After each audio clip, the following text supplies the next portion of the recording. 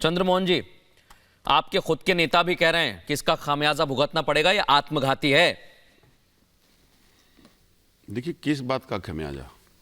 भगवान राम के प्रति आस्था के लिए भी अगर खमियाजा भुगतना पड़ेगा तो कैसा भारत बना दिया मोदी जी ने कि भारत में रहते हुए राम जी की आस्था के ऊपर प्रश्न खड़े हो गए।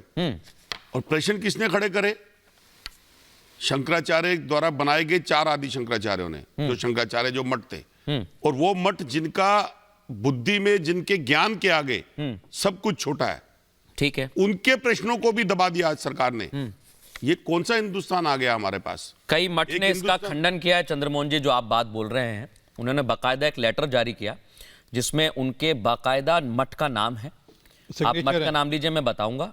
और उन्होंने इसका खंडन किया है जो आप बात कह रहे हैं। 4 मठ हैं, हाँ। 4 शंकराचार्य हैं, हाँ। चारों शंकराचार्यों के लेटर भी वायरल हैं, ट्विटर्स पे भी हैं, हर जगह के ऊपर है, और चारों की स्टेटमेंट भी, मैं स्टेटमेंट भी सुना सकता हूं। आरपी सिंह साहब, ये बिल्कुल वो स्टेटमेंट है जो धर्म के ऊपर है, और इन्हीं की भाजपा की नेता उमा भारती ने बोला है, और तो और उमा भारती जी ने बोला इस बात के लिए। हाँ। सेकंड के ऊपर जो एक मैं इसका जवाब ले लेता हूं।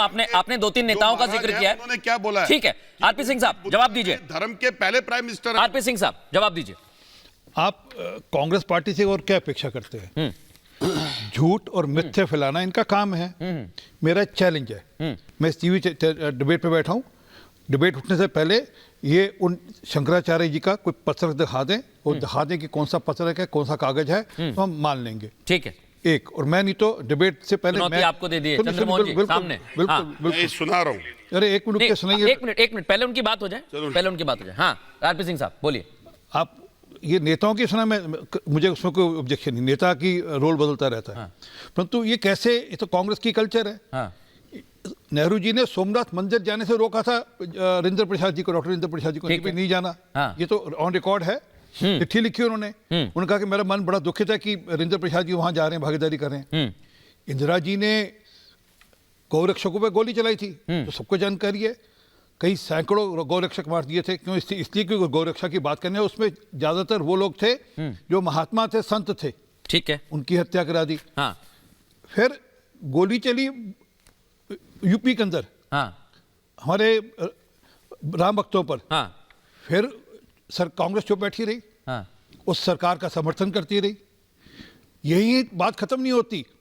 उसके बाद नरसिम्हा राव जी ने कहा, पार्लियामेंट में कहा कि हम मस्जिद वहीं बनाएंगे। ये तो हम तो कहते थे ना मंदिर वहीं बनाएंगे, उन्होंने कहा था मस्जिद वहीं बनाएंगे। आज तक कांग्रेस ने स्पष्ट नहीं किया उस पर कोई स्टैंड किया है। हाँ, राम मंदिर का जो निमंत्रण है उसका विरोध करेंगे, उसका बहिष्कार करेंगे, ये इनकी कल्चर है। मैं एक बार शाहीन जी, प्रोफेसर नवल किशोर को भी ले आइए। आधा सेकंड लूंगा बस। और ये बात यही खत्म नहीं होती, असल में क्या है कि ये दोहरा चेहरा है। हाँ। अभी हाल में 2016 के अंदर पोप साहब ने इनको निमंत्रण भेजा, सोनिया जी को, कि हमने मदर टेरेसा को हमने उनको घोषित करना है। इनसे रुका नहीं गया, इन्होंने ये शामिल होने चले गए। इन्होंने कांग्रेस के लोग शामिल होने चले गए, ठीक है, और कहा इससे बड़ा कार्यक्रम नहीं हो सकता, इसकी वाहवाही। चंद्रमोहन जी जवाब लूंगा, एक मिनट, मैं बस आधा सेकंड और। हाँ। ये दोहरी सेकुलरिज्म है। हाँ। ये सेकुलरिज्म सिर्फ इसलिए है कि हमें वोट बैंक की राजनीति साधनी है। ठीक है, उनको प्रोफेसर नवल किशोर को भी मैं चर्चा में ले आता हूं, उसके चलते सब कुछ कर। ठीक है, इसके बाद विनीत गोयनका जी आऊंगा, और हमारे साथ जीएम शाहीन और संजय सरकार भी जुड़े हुए हैं।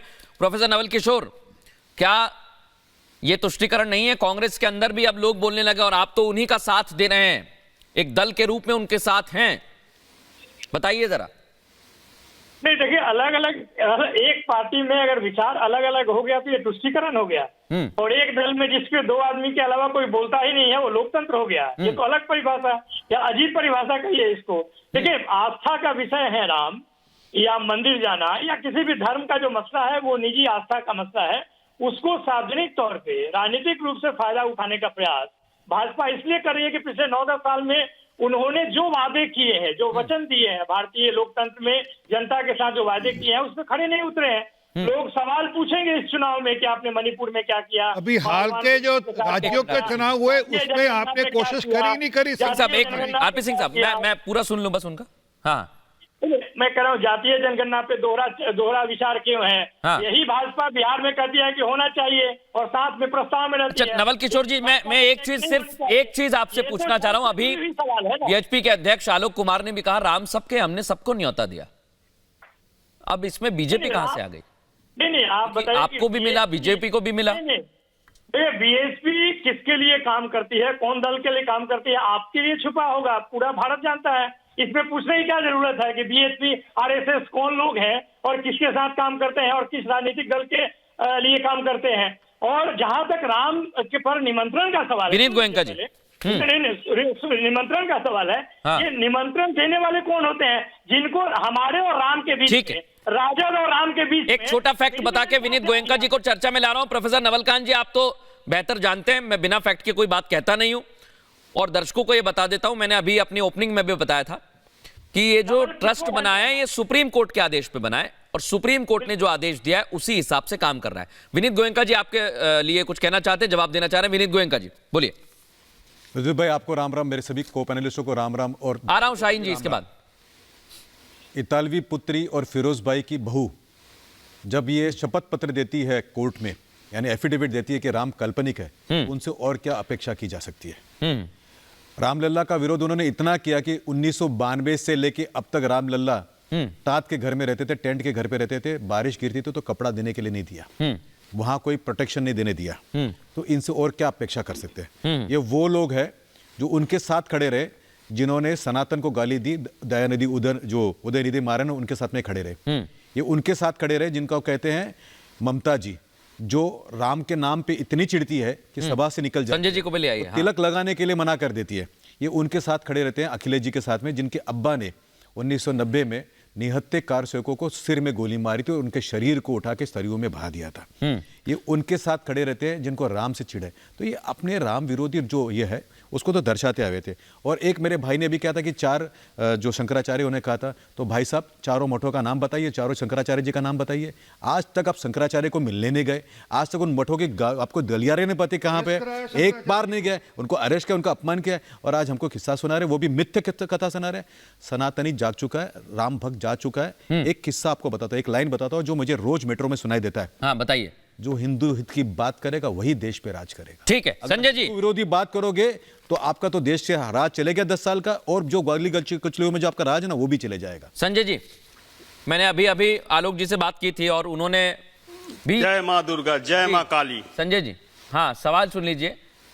अरे ये नौटंकी कैसे बोलते हैं, लेकिन बताइए राम का विरोध क्यों करते हैं आप लोग? जय मां काली, जय मां दुर्गा, जय सिया राम। अच्छा ठीक है, जवाब ले लेता हूं, पहले आप ही सवाल कर रहे हैं। संजय जी जवाब दीजिए। बोड़ो गला, ये तो कहावत बहुत अच्छी है बंगाल की सर। एक्चुअल विनीत जी मेरा जमात है, जमाई राजा है। हाँ। मेरे बंगाल का जमाई राजा है, हम उसको सम्मान करता हूं। बंगाल में जो दुर्गा पूजा होता है सरकार की तरफ से 70,000 रुपया दिया जाता है। अगर विनीत जी को जानकारी नहीं तो आइए हम आपको घुमा के दिखाते हैं। किसी से चंदा लेने की जरूरत नहीं, आप पूजा कीजिए, अच्छा से कीजिए। और 4 दिन तक यहाँ भोजन वोजन के, फिर कार्निवाल होता है, दुर्गा पूजा का कार्निवाल, जो तमाम वर्ल्ड का आदमी लोग देखने के लिए आते हैं। मेला होता है सर, कार्निवल नहीं होता है। एक चीज कार्निवल तो एक बोलना इटाली होता है सर। सुनिए। अच्छा सुन लीजिए, वो भी सुन रहे थे। आप जब सुन लीजिए, हाँ बोलिए। तो भी थोड़ा सुनने के धीरज रखिए। एक इसके जो राष्ट्रीय उपाध्यक्ष थे दिलीप घोष, ये बोला राम एक राजा थे, एक काल्पनिक घटना के ऊपर में है। इनके एक सांसद जो है सुकांत मजूमदार, वो विवेकानंद जी को बोलते ये कम्युनिस्ट है, कि विवेकानंद जी बोला गीता पढ़ने से फुटबॉल खेलना सेहत के लिए अच्छा है। हाँ। इसके लिए वो कम्युनिस्ट है, हिंदू है ही नहीं है। लेकिन 1893 में 21 सितंबर में शिकागो में हिंदू बोल के कोई धर्म था, उसको प्रचार स्वामी विवेकानंद जी। आप एक बात बताइए दादा कि जानकारी नहीं ममता है जी लोगों को। उठकर निकली कि गोबर नहीं जब जय श्री राम बोला गया था? और गोमूत्र से नहीं चलता है, उन्होंने दुर्गा आपको दिमाग विसर्जन से को मना चलना किया कि पड़ता नहीं है। किया? एक करके नहीं मेरे बात सुनिए ना। हाँ। आप सुनिए ना, आप ये तो बोल रहे हैं, तो अभी हम किसके बात सुन रहे हैं?